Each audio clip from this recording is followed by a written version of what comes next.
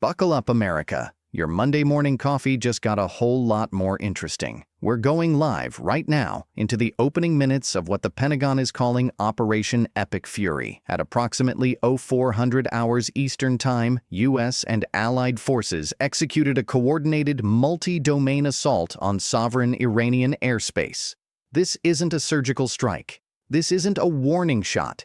This is a full-spectrum shock and awe campaign of unprecedented scale, and its stated objective isn't just to degrade, it's to trigger a complete regime collapse in Tehran. The first wave of firepower unleashed over the last 90 minutes? According to initial battle damage assessments from U.S. Central Command, it's already clocking in at roughly twice the total munitions deployed in the entire opening salvo of the 2003 Iraq invasion. Who? The United States, with key NATO and regional allies. What? A massive preemptive military operation inside Iran. Where? Primary targets span from nuclear facilities at Natanz and Fordo, to Revolutionary Guard command centers in Tehran, to air defense arrays along the Persian Gulf coast. When? The operation commenced in the pre-dawn hours of the local Iranian date, which was evening here in the States. Why? The official White House statement delivered by the press secretary just 20 minutes ago cites an imminent and existential threat from Iran's advancing nuclear weapons program and its direct proxy attacks on U.S. personnel. The strategy is straight out of the modern playbook, but on steroids. Digital darkness first. Cyber units fried Iran's primary military communication grids 30 seconds before the first jet crossed the border. Then the physical hammer. Stealth F-35s and B-2 Spirits, ghosts on radar, took out the big-ticket air defense sites with pinpoint JDAMs. Social media across Iran is flooding with official-looking AI-generated deepfake videos of senior IRGC commanders announcing their surrender. Bot networks are amplifying rumors of coups in major cities.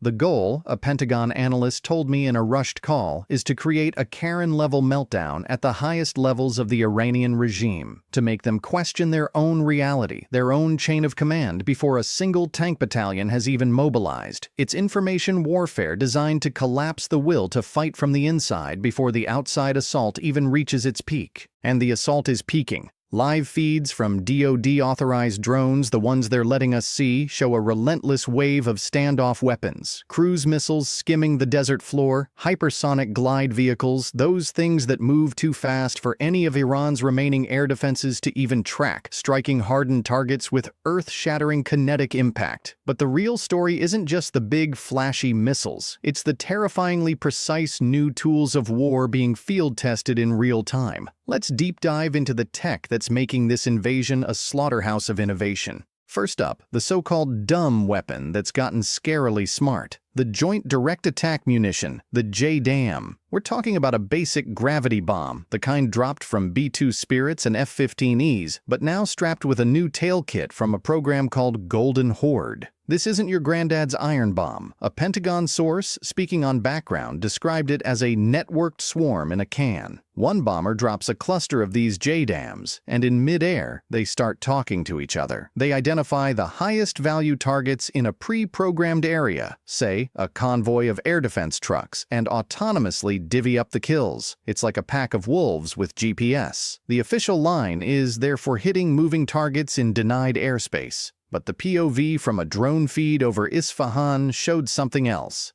A near-simultaneous coordinated strike on 4 different hardened aircraft shelters. The precision is unnerving.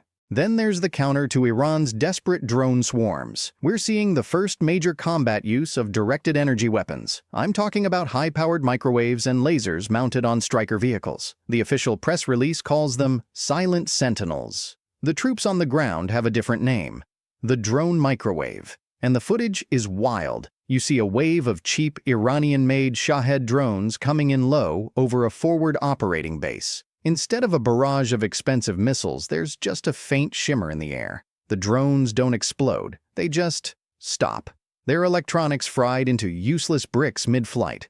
A sergeant from the 10th Mountain Division in a clipped audio message said it best. It's like watching a bug zapper for the 21st century, but the bugs are $20,000 loitering munitions. It's a total game changer for base defense. And speaking of drones, the US isn't just playing defense. The kamikaze drone has entered the American arsenal in a big way. The Switchblade 600, a loitering munition that's basically a flying sniper rifle with a tank-busting warhead, is getting its bloody baptism. An Iranian fast attack boat tried to harass a supply ship. Instead of calling in an airstrike, a Marine unit launched a Switchblade from a backpack. The operator flew it for miles, tracked the boat from a God's eye view for 45 seconds, then dove it straight into the boat's cockpit. The report dryly notes it achieved kinetic mission success. Translation: it turned the cabin into confetti. This is the new face of infantry combat, push-button assassination from over the horizon.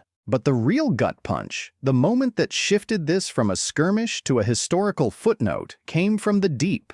According to a declassified Navy report, an Iranian Mouj-class frigate, the Sahand, was on what they called a deterrence patrol near the Strait of Hormuz. The U.S. response was silent, cold, and absolute. A Los Angeles-class attack submarine, the USS Montpelier, had been shadowing it for hours. The order came. They didn't fire a missile. They didn't launch a drone. They fired a Mark 48 heavyweight torpedo. The report describes the impact as a catastrophic hull breach amidships. The 1,500-ton warship broke its back and sank in under 20 minutes. There were no airstrikes called in. No carrier jets scrambled. Just one submarine, one torpedo, one less frigate. This wasn't a duel. It was an execution.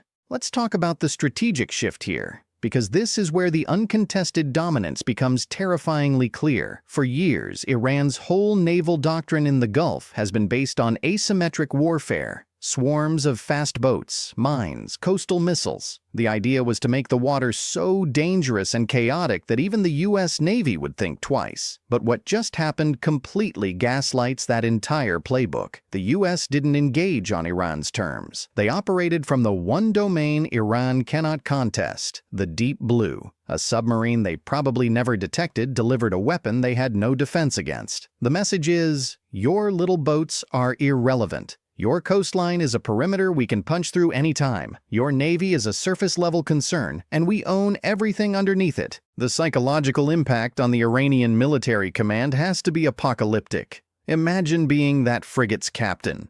One minute you're the big dog on patrol, the next your sensors are screaming, the hull is tearing itself apart, and you're abandoning ship into water you thought you controlled. Now imagine being the admiral in Tehran getting that report. You've just lost a major surface combatant, a symbol of national pride and power, and you have no viable response. You can't retaliate against a submarine you can't find. You can't threaten the carrier group because they just proved they don't need it to erase your assets. Your entire coastal defense strategy just got a hole blown in it, literally and figuratively. The morale hit is incalculable. It creates what analysts call decision paralysis. Every move you make from now on is shadowed by the fear of the unseen. Is there a torpedo in the water right now? Is that merchant ship a ruse? The trust in your own technology, in your own situational awareness, is shattered. Militarily, this is a decapitation strike on their naval confidence. So let's talk about what Operation Epic Fury really just accomplished. Because this wasn't just about sinking a ship. This was a masterclass in modern warfare, a surgical strike that rewrote the rules of engagement in the Persian Gulf overnight. Think about it. No U.S. casualties, no massive air campaign, no political blowback from a messy ground invasion. Just one submarine, one torpedo, and a whole lot of psychological devastation. The Pentagon just gave the world a POV shot of what happens when you push the world's premier navy. You get gaslit into oblivion. The recap is brutal in its simplicity. Intel pinpoints the frigate Sahand as a key aggressor, harassing shipping and threatening U.S. assets. The carrier group, the Eisenhower, is the obvious Karen-level distraction, loud, visible, demanding to speak to the manager. All of Tehran's attention is fixed on that floating city of American power. Meanwhile, the silent professional, the USS Florida, slips into the neighborhood unseen. It waits, it confirms, and then it ends the conversation with a single Mk-48. The Sahand isn't just damaged, it's erased. A fireball, a sinking hulk, and a permanent data point on the cost of escalation. The implications are staggering. First, it's a total intelligence win. They knew where that ship was, what it was doing, and exactly when to pull the trigger. Second, it's a submarine warfare flex that echoes through every naval command from the South China Sea to the Black Sea. The message is clear. America's undersea dominance is absolute. You might see the carrier, but you will never see the boat that kills you. Third, and maybe most importantly, it's a geopolitical checkmate. Iran's options are now terrible. Retaliate against what? A ghost? Launch a missile barrage and risk a full-scale conflict they cannot win. The regime is left sputtering, forced to save face with state media claiming an accidental fire, while every other admiral in the region is quietly recalculating their own risk assessments. This operation was a success on every metric: tactical, strategic, and psychological. It restored immediate deterrence. It protected freedom of navigation without starting a wider war. And it demonstrated a scalable model of power. The U.S. showed it can dial the response from a diplomatic memo all the way up to a submarine-launched torpedo with perfect precision. For allies, it's a reassurance. For adversaries, it's a cold, hard warning. The era of ambiguous, proxy-style attacks might just have met its match in unambiguous, overwhelming stealth. So what's next? The Strait of Hormuz just got a lot quieter, at least for now. Shipping insurance rates might dip. Iranian commanders will be second-guessing every order.